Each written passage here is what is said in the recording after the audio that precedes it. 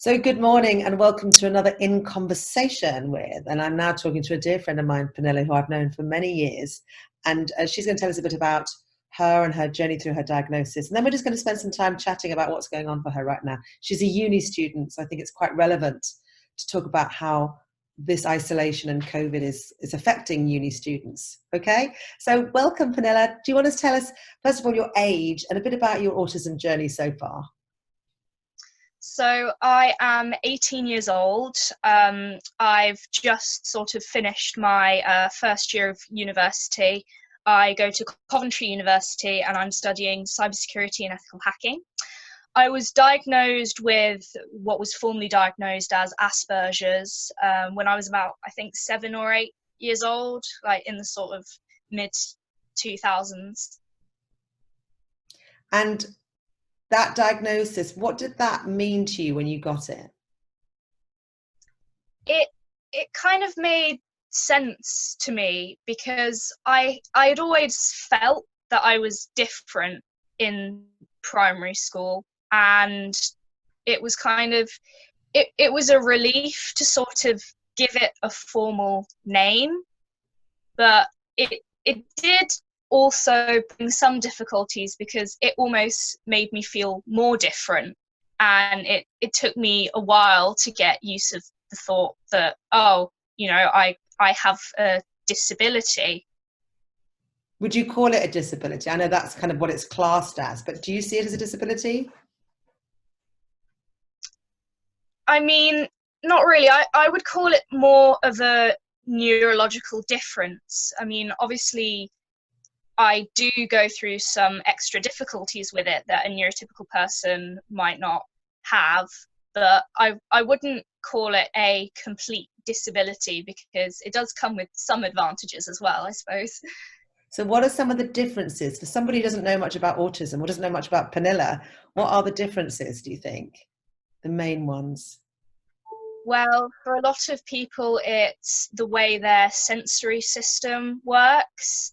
It's the way they interact with other people and understand the world around them, and sort of, yeah, mainly things like that. It's to do with the way that your brain processes everything. It just means that your brain is wired slightly different to some people's, so your body and your mind reacts to different people in different situations and different stimuli in different ways.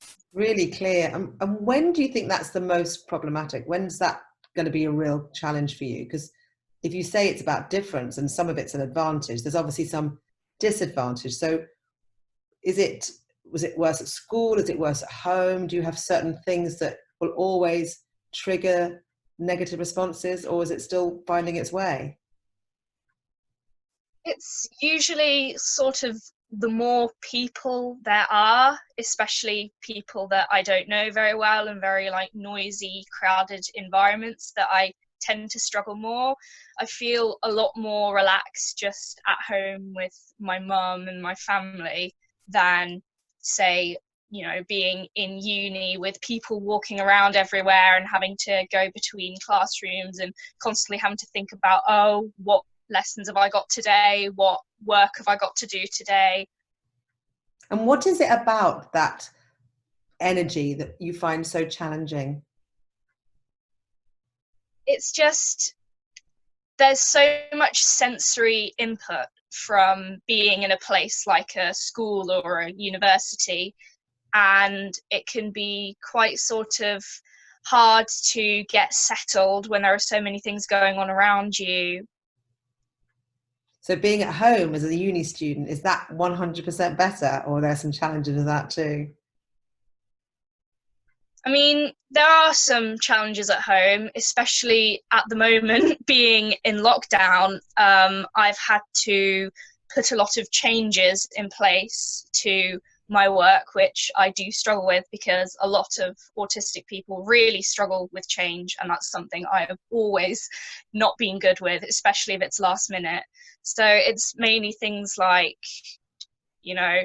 just being in a different environment to work, especially because my mum is working from home at the moment, so we have to sort of sit together in the kitchen and work at the same time. And I sometimes struggle to concentrate on my work when, for example, she's answering a call, because that can just be too much sensory input for me. If I have, you know, the sound of listening to a lecture and my headphones, plus the sound of her talking on the phone and typing and having to write things at the same time, I've always struggled with things like that.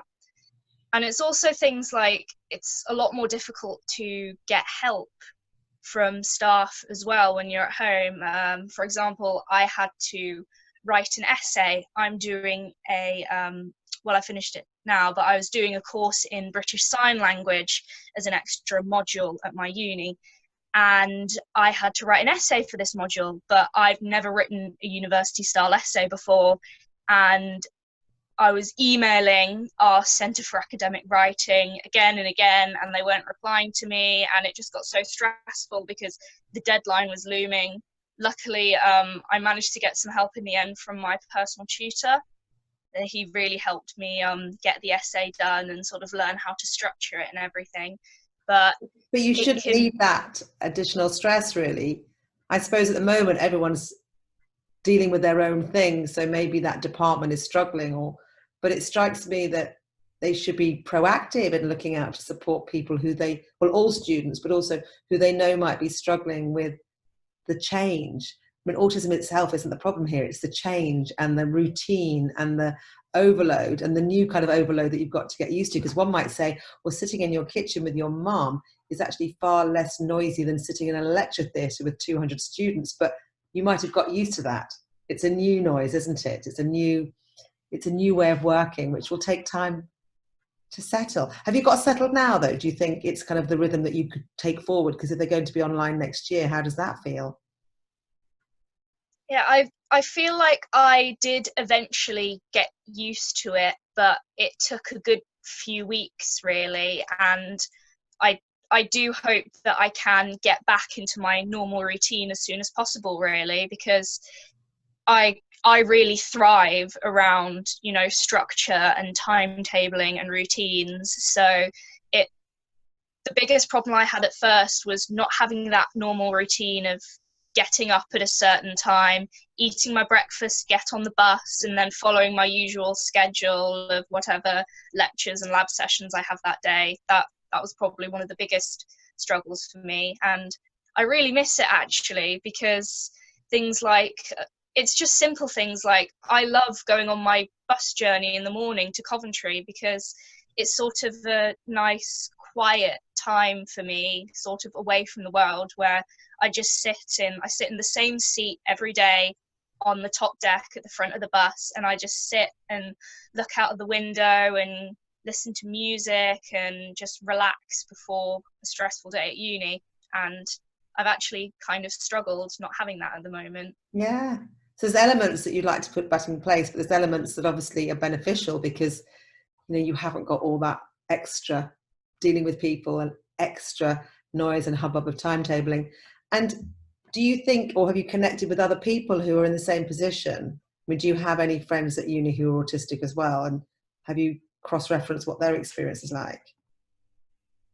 Yes, I do have a couple of autistic friends at uni, and I know it's been quite hard for them as well.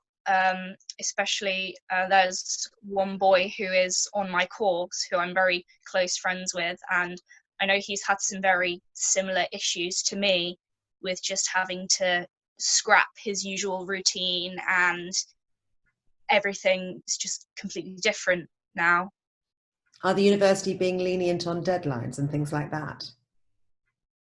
They have been very good, actually. We had a project write-up for my course that we had to submit, and I was quite worried about getting it all done in time, but then all of a sudden, like about 5 days before the deadline, thank goodness, we got an email that said we had quite a long extension on it, so it meant I could spread it out more and I didn't have to worry about getting it all done, and that was really, really considerate of them.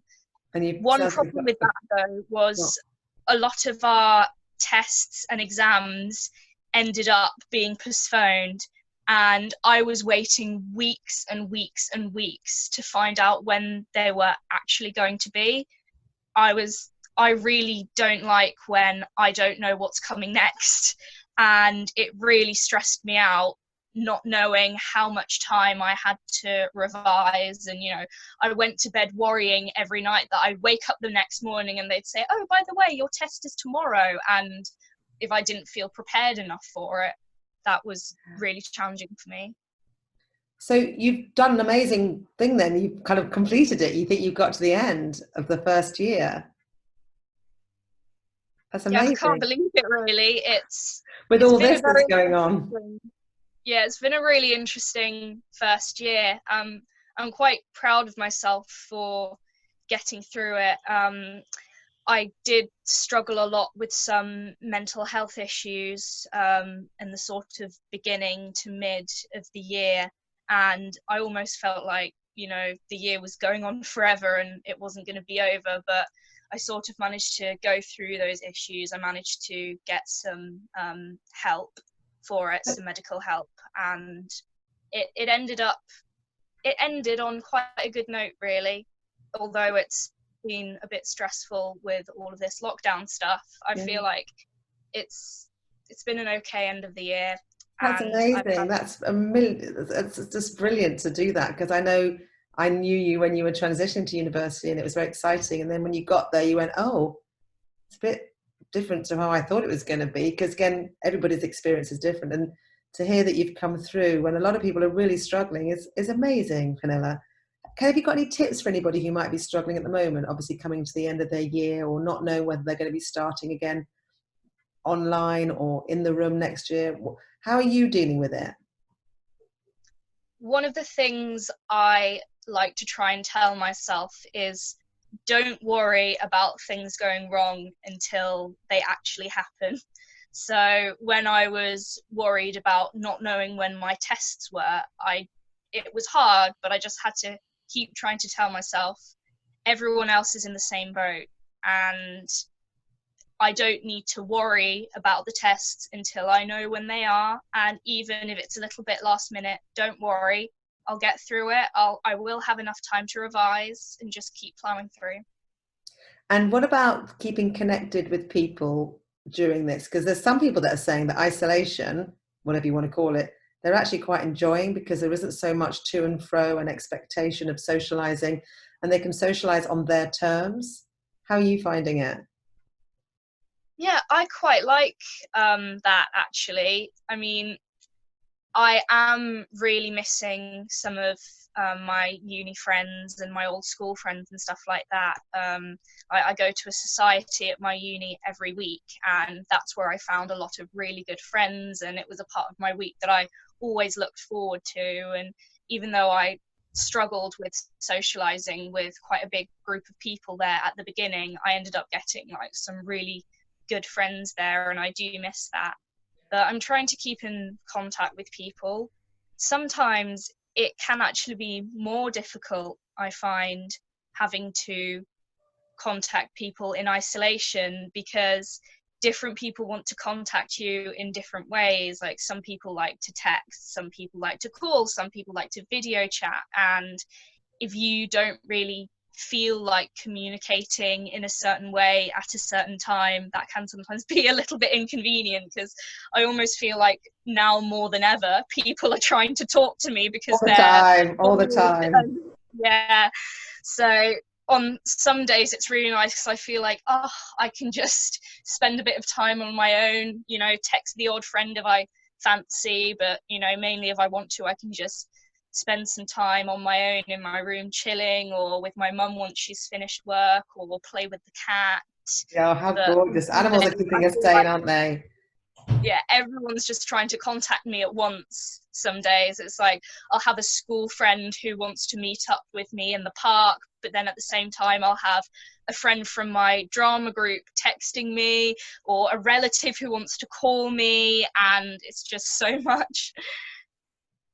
So what do? You just put personal boundaries in, yeah?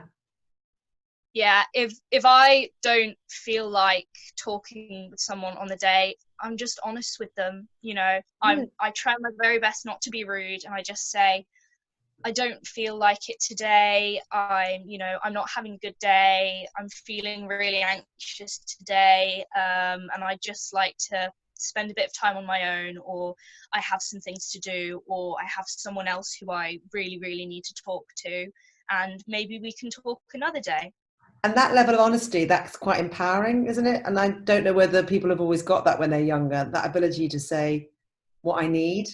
They just fall into kind of other people's needs and they get very anxious because they don't think they can meet other people's needs. So it's a really lovely sign to hear you saying that actually you're able to know what you need and then say it and realize that actually it works. People give me space. It's a maturity thing. I don't think people could have done that when they were younger, or do you think people need to be encouraged to do it more? It's hard, isn't it? Because can you imagine Yeah, doing that at school? I've always been the sort of people pleaser type. I find it very difficult to say no to people, but I've found that a bit easier at the moment when you don't actually have to go up to someone and tell them to their face, no, sorry, I can't see you today because I'm doing something, or really I just don't feel like it. It's sometimes a lot easier rather than to go up to someone's face and look them in the eye and say it. Because you're in control of the conversation, because you can say no and then put a smiley emoji or something, and they know that it's not an offense, it's just a need. And often we worry that someone's going to get offended by us, and then we're going to have to deal with that. Am I right? That we're going to have to deal with the fact that they're now upset with me. And again, that confusion around communication, which I think is common for lots of people, it seems to be much more common for the autistic kids that we work with specifically. What are you most looking forward to when this is over, whatever that means?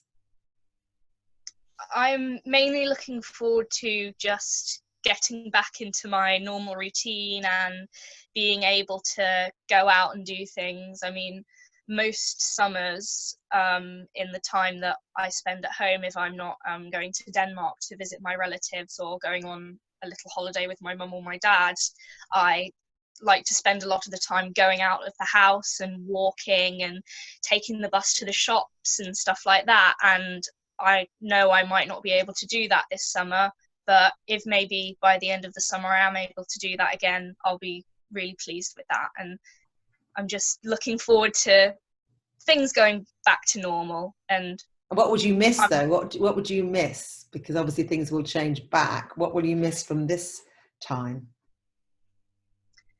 well, this sounds quite sad, but at the moment it is more exciting than ever to just go to the supermarket.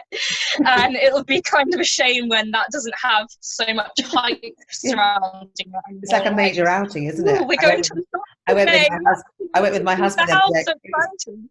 It was like a date. It's like, let's go on a date to the supermarket. And thankfully he was paying because I was putting all sorts of things in the basket that we wouldn't normally buy just because we were there and it was very quiet because we went in the evening. And I thought, oh, I'll get some new cushions for the garden and things like that I just didn't need. Me and my mum went to the garden centre the other day, and that was like the most exciting thing when the garden centres reopened and we were able to look at things in the shops that weren't just food. I know, trellising, gardening gloves. Yeah. Something I'd just like to finish on is, I know how wise you are, but I also know that you struggle sometimes, and it can appear that everything's going brilliantly in Pernille's world. And I know how hard you work to kind of keep yourself safe. And I just wondered if you could give any advice to anybody that's not feeling particularly safe right now and doesn't think it's going to end. I don't mean the COVID thing, but that feeling in their body where they just feel they can't quite cope, because we know that we pass through things, don't we? We have good days and bad days, but how do you manage that? Well, my biggest piece of advice is, I know this can be really hard, but ask for help. Tell someone how you're feeling. Most of us have someone that we trust in our lives, whether it's a parent, a carer, a teacher, a friend, another relative. And you should keep faith that even in these times, those people are still there for you and they want to help you. And you're not alone during this. There are a lot of people in these times, especially people with conditions like autism, who are struggling with their well-being and their mental health and just the general way that they're feeling in themselves and their body. But no one is alone in these times, and there'll always be someone there to help you. That is brilliant advice, Pernille. And listen, it's always a pleasure to speak to you. And I'd just like to thank you very much for being in conversation with us. And like I say, it'll be on the YouTube channel, and hopefully some small extracts of your wisdom will be going out on the Facebook page too. So I'm going to pause it now and just thank you so, so much. I hope you have a lovely day in the garden. It's beautiful weather outside. And yeah, lovely. I know, it's gorgeous, isn't it? And can I just say, your room looks stunning right now with all those wonderful animals and those posters. I'm getting to learn much more about Pernille by seeing inside her bedroom. Anyway, speak to you soon, my lovely. Thank you so much. Yeah, bye. Thank you.